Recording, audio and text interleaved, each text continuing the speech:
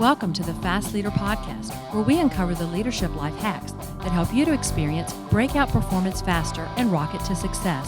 And now, here's your host, customer and employee engagement expert and certified emotional intelligence practitioner, Jim Rimbach. Call Center Coach develops and unites the next generation of call center leaders. Through our e-learning and community, individuals gain knowledge and skills in the 6 core competencies that is the blueprint that develops high-performing call center leaders. Successful supervisors do not just happen. So go to callcentercoach.com to learn more about enrollment and download your copy of the Supervisor Success Path ebook now. Okay, Fast Leader Legion, today I'm excited because we have somebody on the show today who's going to really enable us to tap into something down deep and from long ago that we need to pull out and grow. Jeff Harry was born in Chicago's suburbs by his Vincentian dad, he's from St. Vincent in the West Indies. He was a doctor and he has a Filipino mom, and she was a nurse, and they both met in an operating room. Jeff has 2 older sisters, and his parents were married for 43 years before his father passed away in 2015. When Jeff saw the movie Big with Tom Hanks, where Tom got to play with toys for a living, he was inspired. Jeff started writing toy companies in 5th grade. He didn't stop until he eventually got into the toy industry 12 years later. But he was disappointed by his dream industry as there was no play, no fun, no high fives, no time to play with toys, and no kids. He became disillusioned. Jeff left his dream industry feeling lost and moved from New York to Oakland. There, he found a Lego-inspired STEM education job on Craigslist with 7 employees paying $150 a week. He helped them grow the business through a play-oriented perspective where we just experimented. And he made all this up as they went along, embracing failure and followed curiosity. Through that method, Jeff grew the organization to a staff of more than 400 people in 16 years, introducing engineering to over 1 million kids. It became the largest Lego-inspired STEM organization in the U.S. and even helped tech companies to play more with team-building events. Jeff realized not enough adults are playing, especially at work. And in 2019, Jeff created Rediscover Your Play to help organizations address significant issues and have hard conversations using positive psychology and play. Now, Jeff has a real dream gig, being paid to be himself. Jeff is an international speaker presenting at conferences such as Inbound, South by Southwest, and Australia's Pause Fest, showing audiences how major issues in the workplace can be solved using play. Jeff shows individuals and companies how to tap into their true selves to feel their happiest and most fulfilled, all by playing. Jeff has worked with Google, Microsoft, Southwest Airlines, Adobe, the NFL, Amazon, and Facebook, helping their staffs to infuse more play into the day-to-day. Jeff was selected by Bamboo HR and Engagedly as one of the top 100 HR influencers of 2020 for his organizational development to deal with toxic people in the workplace. Jeff desires his legacy to be showing how to live a life through a play lens and help millions of people to address their most significant issues in life and the world through play. Jeff lived in Oakland for 18 years and moved back to Chicago suburbs in 2019 to help his nephew get into college. Jeff Harry, are you ready to help us get over the hump? I'm so excited. Let's go. No, I've given my legion a little bit about you, but can you share with us how what you're going to talk about today is going to impact the customer experience? Yes. So I always think of Stephen Johnson's quote, the future is where people are having the most fun. And if you think of the companies right now that are thriving in 2020 and creating the best customer experience for them, the TikToks, the Netflix, the Hulus, the Disney Pluses, it's because they're willing to be innovative and actually take risks and have fun. I said this at the beginning of 2020, whoever's willing to fail the most is going to be the most successful in 2020. So even thinking of something as tangible for the customer experience for your listeners is, I would ask them, when was the last time you went out of your way to do something really nice for your customers, right? Like, we're coming down to the end of 2020. Many of your customers, regardless of what company you have kept you afloat, right? Whether you're a restaurant or whether you're a small business or whether you're like a corporation. So is there anything besides just an email thanking them? Can you pick specific customers and just send them something, some gift out of nowhere, that just shows your level of appreciation? Like, we have to rethink how we're not only building our customer base, but how are we keeping our customer base? Well, you're saying that, I'm like, okay, well, what do you mean by, where's the play thing? So is the play thing, what we're talking about, is that appreciation? Yeah. What are we talking? Well, here, this is an example. I mean, Gary Vaynerchuk gave this example. I thought it was a really cool idea where he challenged a bunch of people. Oh, he did this with his wine library. And I don't always love this guy. This guy is all over the place. So sometimes I agree, sometimes I don't. But one thing that I thought he did that was really cool, and this is, again, just being creative, right? Is, he picked out a customer that maybe had spent like $150 on wine, not a lot of money. But then he told his staff, his customer service staff, to look this person up on Twitter. And they found out this person was a huge Jay Cutler fan, for the Chicago Bears. So they bought this guy a signed Jay Cutler jersey and mailed it to this guy, right? And then wanted to see if anything came back. Nothing came back. It was like, a few months went by. It was just like, this is ridiculous. Oh, I guess nothing happened with that. And then all of a sudden he gets this $6,000 order of wine by this other person. And in it, they said, hey, you gave my friend a Jay Cutler jersey, a signed Jay Cutler jersey. I'm a huge Bruce Springsteen's fan. Right. So he was just like, oh, sweet. So by simply doing this really interesting way of thanking their customers, he was engaging and causing other people to be like, yo, look at what this organization's doing. They went out of their way. We did the same thing at my former organization where we would just send random Lego sets to certain customers just to say thank you, and not because they did anything, but just because we were like, we really appreciate you. You've been loyal to us for over a decade, and we just wanted to recognize that. And when you're able to think about ways in which you are consistently communicating to your customers that you're not taking them for granted, but that you really appreciate what they're doing for you, it has leaps and bounds, even if you're only doing it a little bit, because it causes a ripple effect, because everyone else is like, can you believe they're doing this? Now I see what you're talking about, is that the play and the creative thinking time allows people to now, think about things that they otherwise would not have. Right. I think of this one store that now is really, it's considered one of the best bakeries in the country. But when they first started out in Oakland, Bake Sale Betty's, they would put an extra cookie in every time someone would order a cookie, just one extra cookie, no big deal. And they would never say it.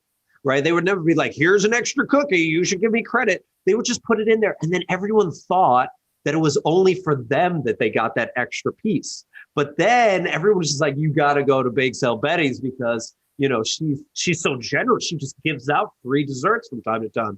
Sometimes she would just be like, hey, you should try this out. We're experimenting with this. Right. And that caused lines to be out the door within 3 months. Because of what she was doing, because she was being generous in that way. So we have to really rethink how we're actually connecting with our customers and not doing it the standard way, because frankly, we're not going to be able to go back to normal. It's going to be a brand new normal, a new normal. And in that new normal, a lot of the things that used to work may not work anymore. Well, then you start leading into, it being a new reality, and many of us are dispersed and we're no longer able to get together in groups to do some of the game play. And we need to define that a little bit, because people are talking about gamification. What do I think we need to elaborate and get into. Yeah. So let me define play. I define play as any joyful act where you forget about time. It has no purpose. It has no result. You don't have anxiety about the future. You don't have regrets about the past. You are fully present. You're in the zone, as they say. You are fully in flow. So when your staff is fully in flow, or you are fully in flow, you are doing work that you don't even recognize time has passed. And frankly, you would do that work even if no one paid you, because it's just who you are.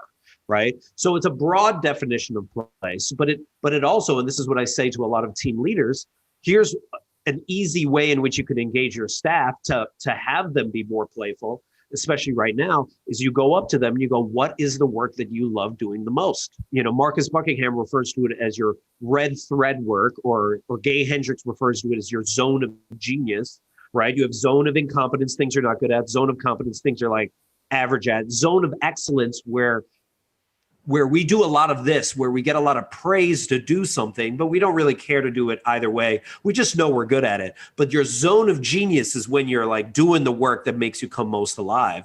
So you ask your staff, what work that you do does that? Ooh, is it you connecting with customers? Oh, awesome. What percentage of time do you spend on that? Oh, you only spend 10% of your time right now doing that, even though that's where you get so much of your joy. How can we turn that from 10% to 15%, right? How can we figure out a way in which you can do it for an extra 1 to 2 hours? Because if it's your best work, we need that type of work. And then what happens is it has this ripple effect on all of the other work that you do. Your productivity levels go skyrocket because you're doing your flow work to start. And then if people are like, well, I don't know, how is this going to help my organization? Let's look at Google. Google does a 20% program where they give their staff a fifth of their time to pursue things that are curious to them, as long as it helps the business. And with the Google 20% program, that's where Gmail came from. That's where Google Meet came from. Like billion-dollar ventures that helped their customers came from allowing their staff to pursue their curiosity. You can't do this for a fifth of the time with your staff, but you can give them 1 to 2 extra hours and see where that takes you.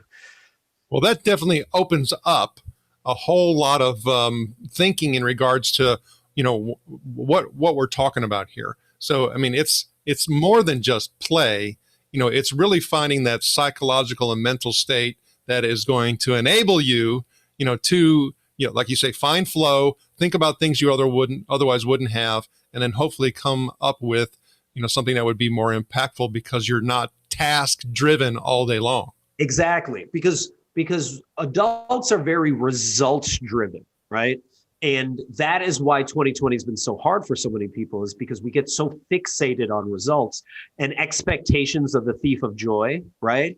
And when you get so fixated on results, you're acting from a very fixed mindset where you only are like, if we don't achieve this certain quarterly result, it's a failure. And you miss out on all of the other opportunities. There's so many opportunities, especially in failure, right? Where when you're in a curious, growth-oriented mindset, you see so many other options out on the table. We're so worried, especially as companies, to fail, but failure's where all of the growth happens, right? The risk-taking is and frankly, we really need to be doing risk-taking right now, because if your company is not, you are then risking becoming the next Blockbuster. Well, okay. So, and I've heard a whole lot of mixed messages about the whole, fail thing. It's fail fast. It's fail this. And that. I mean, I also think, talking about contextually in regards to the whole play thing and really what we're talking about here, I think also the whole fail thing is important, because we don't want everybody to go out and be making all of these mistakes, right? Especially if we're interacting with the customer, because we're going to drive our customer base away, which we don't want to do. Right. I think it's the difference of, like, there's failing at something because you keep doing the same thing over and over again. What I talk about is, like, it's experimenting. It's trying something out because you're failing almost on purpose, so that you can see whether how it works better. Like, I think of a former colleague of mine who used to be a NASA engineer, and she would be like, before we send that rover to Mars, we fail constantly. We want to fail. We actually are driven to find out all of the ways in which this rover can fail on the ground here, because we can't control it once we put it out there. So it's the ability of your company to experiment, to be willing to try small experiments, see how those work out, and others, instead of doing the same thing over and over again and expecting a new result. Okay. So for me, when I hear what you're saying play out from a reality perspective, a lot of times that's when we start running into things that people are very familiar with hearing is hey, can we try this? Well, people will say internally, well, if I was our customer, I wouldn't like that. Right. They'll say, well, we tried something like that and it didn't work before. And right. We tried it 5 years ago. Right. So we're not going to do it again. So how do we prevent, because you and I had this discussion off mic, and we're bringing it on. We talked about this study that I was introduced to a long time ago by Dr. George Land at NASA, which was about trying to find engineers, and if NASA, you've talked about NASA as well, that were creative thinkers, right? Mm-hmm. Because we have to do what she were saying that she explained, is that, we have to fail. We have to be creative. We have to, minimize, our ultimate, failure risk. That means we send this multi-million, if not billion-dollar rover up to a place and then it doesn't work, right? So they created this study to try to find those types of people. And then they started using that study on kids, and they started doing a longitudinal study. So, okay, what is their creative thinking ability and power? And basically what, long story short, is over the course of time going through our Prussian type and style of school system, we essentially zap and suck out people's creative thinking ability and skills. Brain is the muscle. Mm-hmm. Work it, right? And so what it's about is divergent and convergent thinking. And divergent thinking is oftentimes we say, well, that's thinking pie in the sky. That's thinking right. A little bit more than that. But divergent thinking is open. It's free form. It needs to be collaborative because of the different perspectives. It requires time and effort, and even, I would dare to say, proctoring and facilitating and nurturing. And then we take some of those best ideas that we created without any judgment, and then we start seeing from a convergent perspective if they can fit in our system, we can actually execute. Right.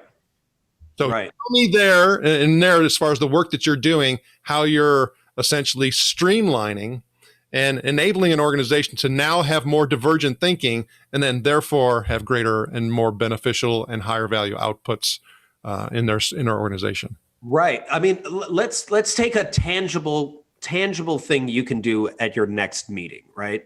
Because usually we have these brainstorming meetings, which is ironic because before COVID, we would be like, all right, we want to be as creative as possible. Let's get in a box room around a box table, and we're going to give an hour, and then we're going to be creative, and then we're going to have all these ideas afterwards. Like, that is the worst place, right? For just to think about that, right?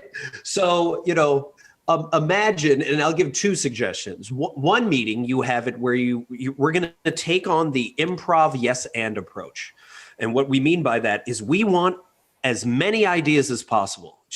We're simply yes-anding each other, because in improv, the scene dies when someone negates, right? So there's no negating allowed. There's no criticism allowed. Right now, we are just trying to get as many ideas on the board. So you yes-and the entire meeting.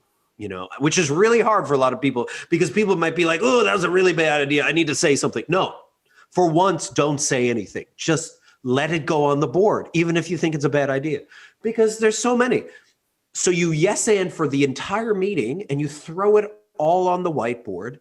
And maybe near the end of that meeting, or if not the next one, you go back to that list and you simply circle the ones that you most resonate with. This is just simply what they do in design thinking all the time, right? It's very simple, because our problem now is we do a lot of, at meetings, no's or yes buts. We do a lot of yes buts, like, yeah, that's a good idea, but we tried that 5 years ago. Yeah, that's a good idea, but that's going to cost us too much money.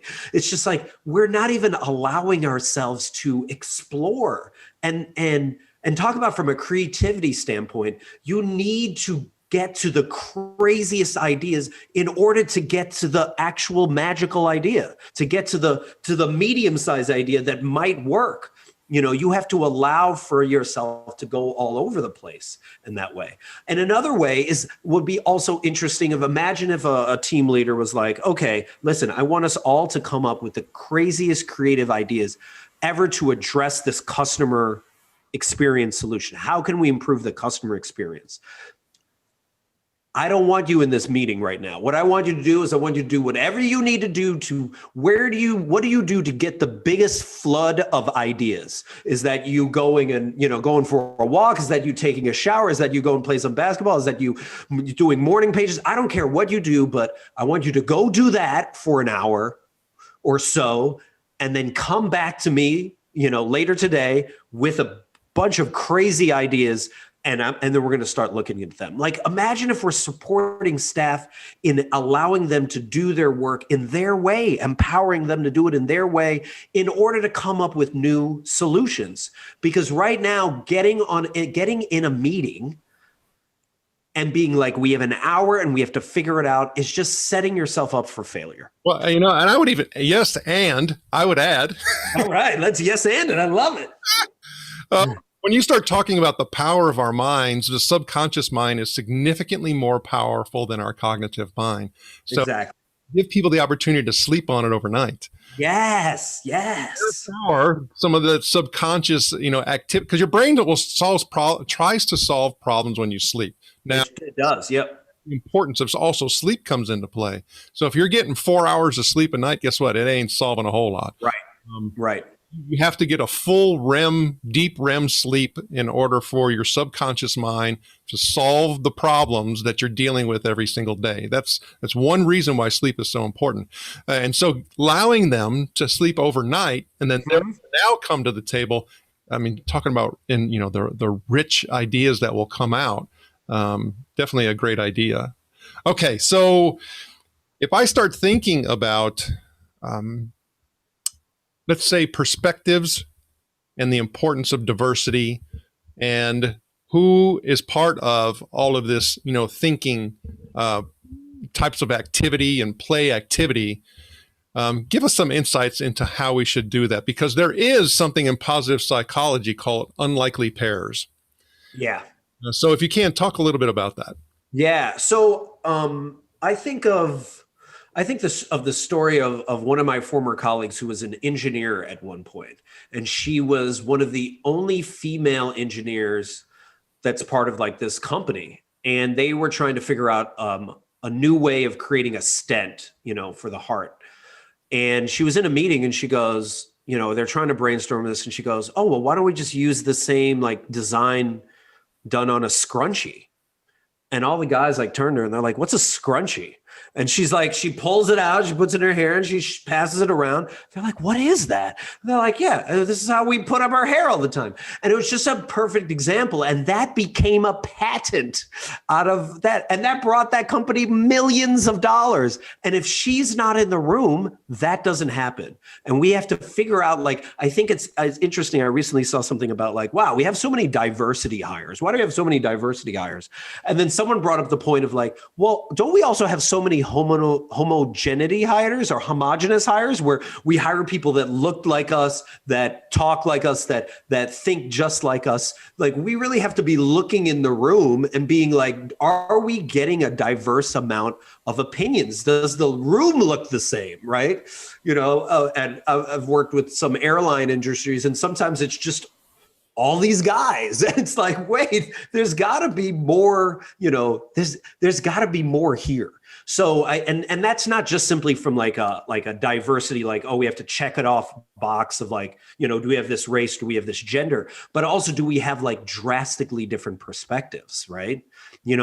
Some of your customers might, be disabled. Is someone bringing in, talk about that? Like, especially if you're running like a restaurant or a small business, what is the customer experience like for someone that's disabled? What's the customer experience right for someone that's disabled right now during COVID? Like, we have to be thinking about like all the different types of, what would you say, divergent ideas, and really, really challenging ourselves to see like, are we really coming up with new ideas, or are we simply doing the same thing over, but pretending that it's new?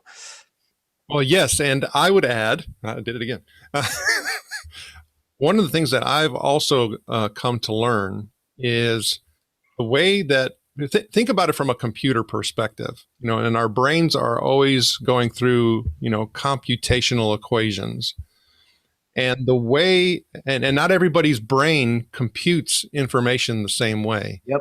So my 15-year-old son, a lot of times, we have conflict, and I'm like, look, I think like this. So I pull information from here, from here, from here, from here, from here, from here. And then therefore I start formulating this plan, and it starts having probabilities in it. So I start thinking of, is that the right action? Should I not do that? And I said, and so sometimes one of my inputs may change and may change my direction. You are more of a linear thinker. You're sequentially. It's like, well, this has to happen, then this has to happen, then this has to happen, and this has to happen. Because if one of those things get out of order, you get frazzled. Right. So it's like, hey, we haven't done this before. I can't think. For me, I start computing, right? For you, wait a minute, my steps are messed up. Right. So even when you start thinking about the whole, divergent thinking activity and diversity, it goes beyond color. It goes beyond gender. Yep. Getting into how does that person's brain actually compute? Because there's also other things that go into it. What are my life experiences? Yep. What did I go through? How many different things have I been exposed to? There's all these different factors that go into how somebody thinks. To me, I think that's what makes it so beautiful, but yet immensely complex. It is. And for you to take the time to figure out how your staff does think is really important. But also, and I say this a lot whenever I'm writing articles for SHRM, or, I ask the question of like, what is your staff's appreciation language? Like, how does your staff receive appreciation? Because I think HubSpot recently did an article about, 64% of staff feel like they don't get appreciated enough. Probably it's more than that, but at least, where they're not getting recognized, but all of them get recognized in different ways. Some of them love getting recognized with bonuses. And studies have shown if you give out one bonus at the end of the year, not as effective as you spread it out throughout the year. Some people just love the appreciation of being recognized in front of others, right? Recognized by their peers. Others are like, hey, take the afternoon off, acts of service, and I'll cover you for this shift, right? So you have to be thinking about how are you motivating your staff? Because again, and I go back to what Tony Hsieh was all about with Zappos, is he cared more about his employees than his customers, which you're like, wait, well, that's counterintuitive. That doesn't really make sense. He's just like, when he knew he invested more time, effort, and energy into his employees, he knew the customer experience was going to be better. And he was willing to put money on the line for it, where after a month at working at Zappos, he would offer you $3,000 for you to leave. Be like, hey, if you kind of like it here, but you're not that happy about it, I'll give you $3,000 and you can leave. So the people that actually stayed were the people that believed in that culture, and just knowing that they were surrounded by other people that also believed in that culture, they put more in. They would go above and beyond for their customers. And Zappos so many times have been considered one of the best shoe companies when it comes to customer experience. Yes, and I did it again. See, I'm trying to change my behavior, right? Mm-hmm. There's a whole science out there in regards to motivation. And I was just on a webinar yesterday. I was presenting, and one of the things that I presented, which people were like, what do you mean? Is that as leaders, we don't motivate other people. That's not the way it works. I mean, I can't go and say, guess what? I'm going to motivate all of you. No. What we can do as a leader is create the environment by which people motivate themselves. Motivation is a self issue. Exactly. And episode 259 by Susan Fowler, she talks about a lot of the science of motivation. And it's really important for us as leaders. And here's the thing, also the thing is we're all leaders, because guess what? At least we are trying to motivate ourselves, right? Right. And we all have all this inner talk and inner play that's happening. Right. But there's really three things that are critically important for us to be able to create environment, for people to get motivated. And I would definitely listen to that episode so you can get those out, because Susan talks about them in depth, because there's a core group of people who are really studying the science of human motivation. And she's tapping into their wealth of knowledge in order to be able to share it with the world. That's awesome. So motivation, creative thinking, innovation, customer experience, employee experience, they're all interrelated, aren't they? Yes. And if you think about it, innovation, disruption, agility, all of that's play. Okay. Like we don't talk about this, but hello, every startup, the Facebooks, the Googles, when they were in their garage, they were simply playing. They were simply messing around to figure out, can I figure this out? Can I solve this? I give this example. I think it's from, I believe it's from Simon Sinek's book, the Start With Why book, where he talks about the Wright brothers and how when the Wright brothers were working on the airplane, mind you, these are two brothers that are bike mechanics. So they have no clue what they're doing. They're just messing around because it's super interesting for them. And at first they were being mocked by their town, but after a while they kept seeing them make more and more iterations and constantly failing. And the town started gaining respect for them and started helping them out, giving them food, giving them materials, giving them supplies, right? But again, they're just messing around, just having fun, playing.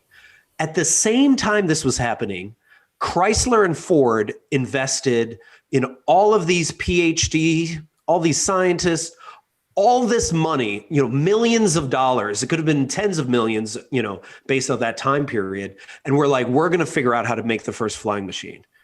Stressed out environment, very toxic situation, people competing against one another versus the Wright brothers in their bike shop.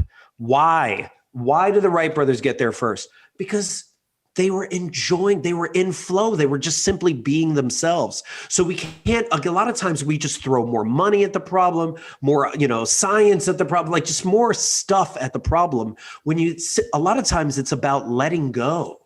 It's about like, hey, if you think about your company, all the stuff that you've in a linear way planned out probably hasn't worked out for you. But as you look back, it's in this crazy way. So we have to just be open to like providing the playground for our staff to be divergent in their thinking, to take risks, to feel like they can be creative. Because right now, from a lot of the companies that I work with, people say it. They say you can be creative. They say you can take risks. Heck, they have posters on the wall that say all this stuff, but none of them are following their mission and values. And we have to ask ourselves as leaders, what have I done to create a creative, psychologically safe environment for my staff to play in order to solve some of our biggest issues? I think that's beautiful. And I can tell you when you start talking about the purpose and being able to deliver upon all this, we have to be, inspired and focused. And one of the things that we use on the show in order to be able to do that are quotes. Is there a quote or two that you like that you can share? Oh yeah, there's two that I think are pretty fun. One of them is from Elizabeth Gilbert, where personal transformation doesn't happen until you get tired of your own BS. So from a company perspective, what is the BS you've been telling yourself, right? I remember at one point I wasn't making videos. Like I was like, I don't have time. It doesn't really make sense. It's not going to bring me any money, and then all of a sudden quarantine hit and it was like, guess what? You have all the time in the world. Now I'm making a video a day, maybe multiple videos a day. And it's brought me business, which I never planned on, right? Like it just was something that I just was open to. Another quote that I really resonate with is from a friend of mine from his book, Cure for Stupidity, Eric Bailey. And it's like, when you go into any conversation, you either are going in to be right or to understand, but you can't do both.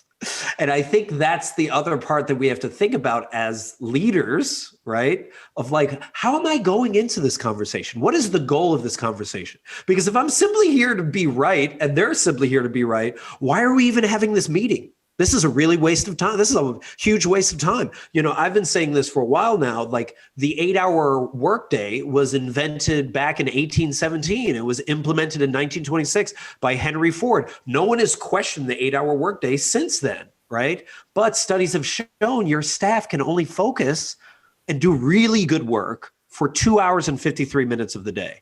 So knowing that your staff can only do good work, right? Not mediocre, but good work for 3 to 4 hours, even though they're at work for 8.8 hours, what work do you want your staff to do that they can focus on the most to do? And if we're wasting our time at meetings where we're all just trying to be right, we really shouldn't even be doing those meetings. That's for sure. Now, I would dare to say when you start looking at, the course that you've taken, even when you mentioned something about getting into the toy industry and you're like, what, where's all the fun?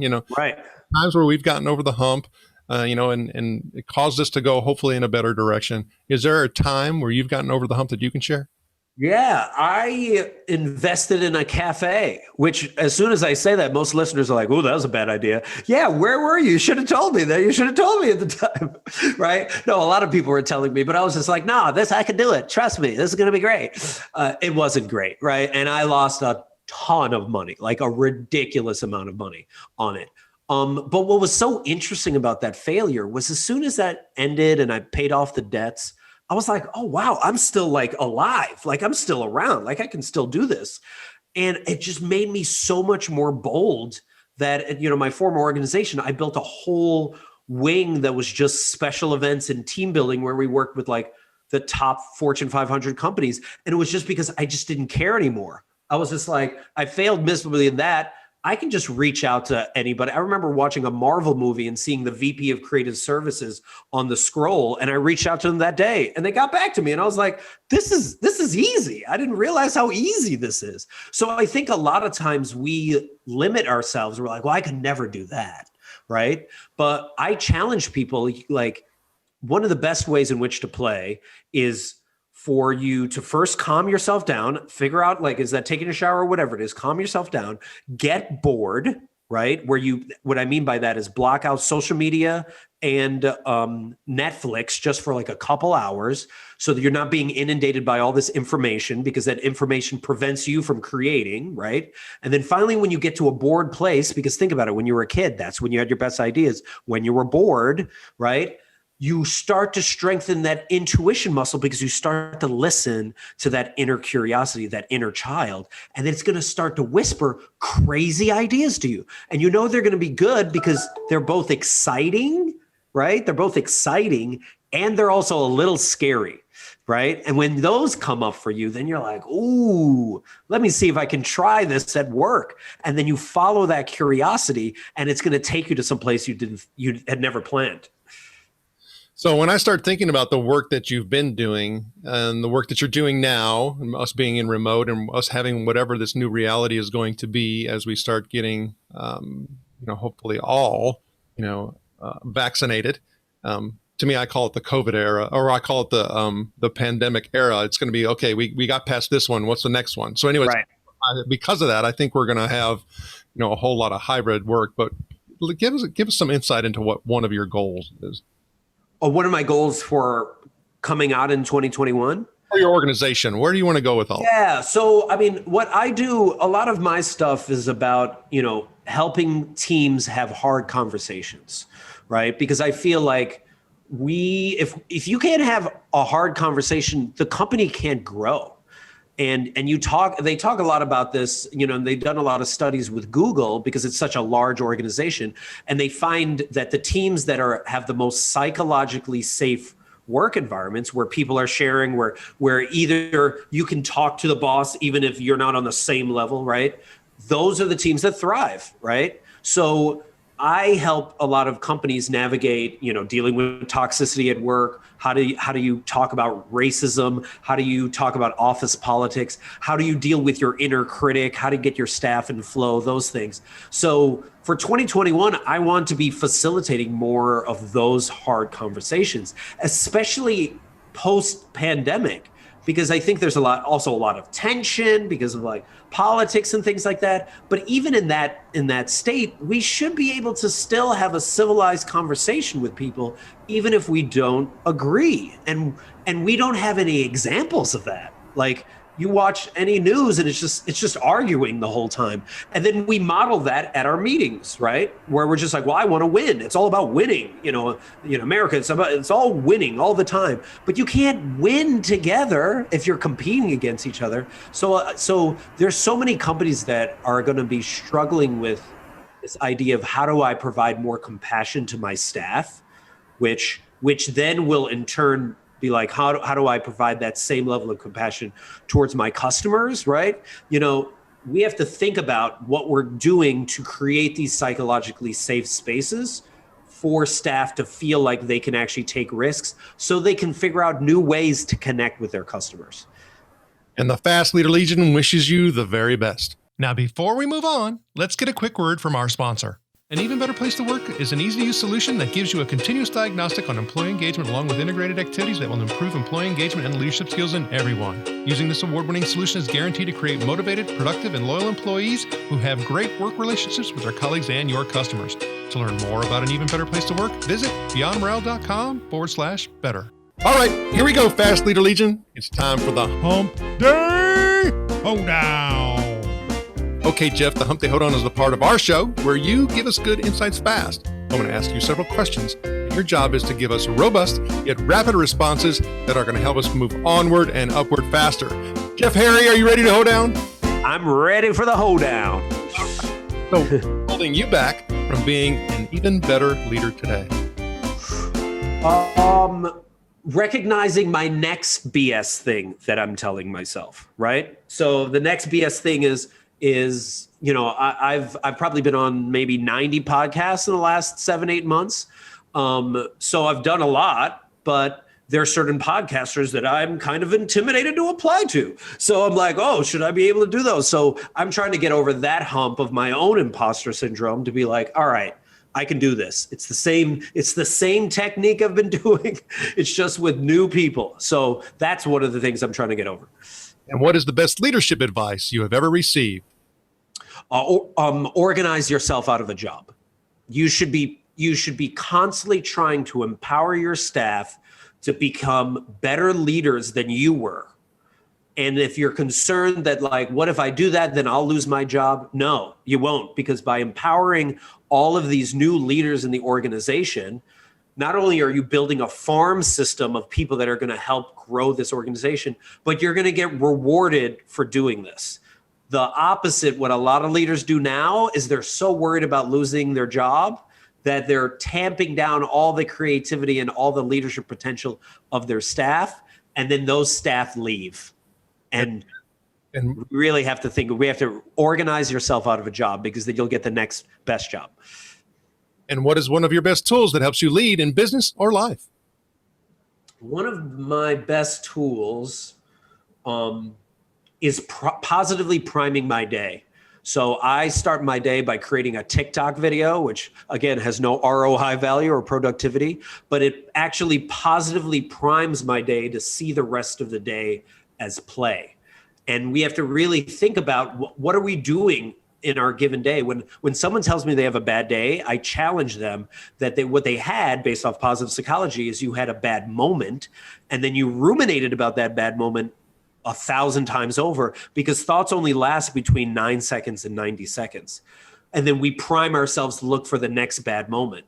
But by simply asking yourself the question that my friend Desiree taught me, how can it get any better than this? So I start my day with a TikTok. Ooh, how can it get any better than this? Ooh, now I'm on this Fast Leader podcast. Ooh, how can it get any better than this? Oh, I get to brainstorm with a friend of mine in a moment. How can I get any better than this? And we start stacking positive priming moments. You can totally change your day, as well as change your productivity and eventually change your life.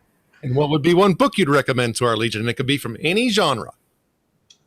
I would recommend The Big Leap from Gay Hendricks, where he talks about self-sabotage, which we do a lot, and we do that a lot at companies, and also talks about your zone of genius and how do you tap into the thing that makes you come alive. Because as Howard Thurman says, don't ask what the world needs, ask what makes you come alive, because what the world needs is for more people to come alive.